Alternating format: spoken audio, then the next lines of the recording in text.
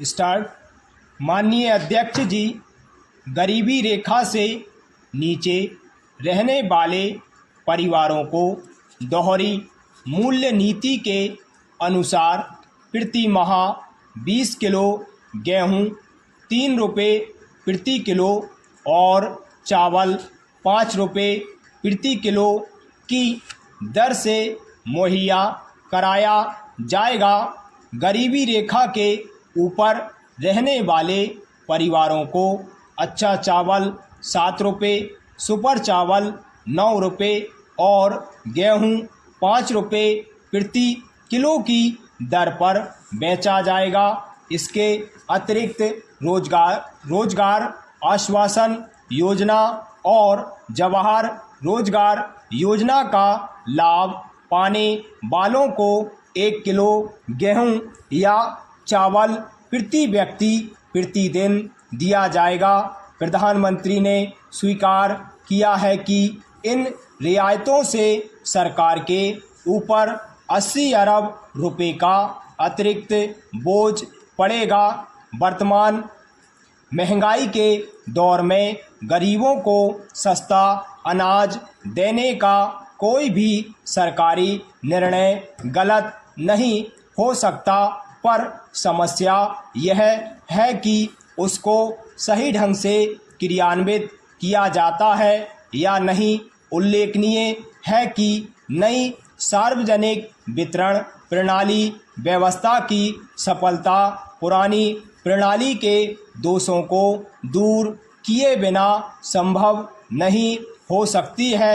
वर्तमान सार्वजनिक वितरण प्रणाली देश के गरीब, आदिवासी और दूर दराज के इलाकों में रहने वालों से विमुख है। उसकी खामियां किसी से छिपी नहीं है। जो सर्वे हुआ है उससे पता चलता है कि कई राज्यों के ग्रामीण इलाकों में कुल राशन का मात्र 1 से 3% ही उठ पाता है। बाकी अनाज को दुकानदार ही नहीं ले जाते हैं। शहरी इलाके में अनाज की बिक्री अच्छी है, लेकिन चीनी मिट्टी के तेल की मांग गांव और शहर दोनों में ज़्यादा है।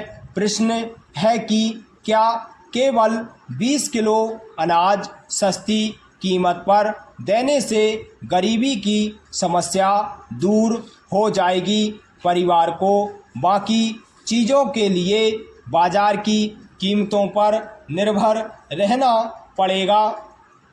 इतना ही नहीं, मौजूदा प्रणाली की असफलता का कारण यह है कि गरीब, मजदूर और आदिवासी लोग कभी भी एक पखवाड़े का राशन नहीं ले सकते हैं, क्योंकि उनके पास एक साथ इतना पैसा नहीं होता। उनकी नियति यह बन गई है कि जब उनके पास पैसा होता है तो दुकान पर राशन नहीं होता, और जब राशन होता है तो उनके पास पैसा नहीं होता। जब राशन की दुकान खुली होती है तब वे खेत में काम कर रहे होते हैं, और जब शाम को मजदूरी लेकर बाजार में आते हैं तब दुकानें बंद मिलती हैं। नई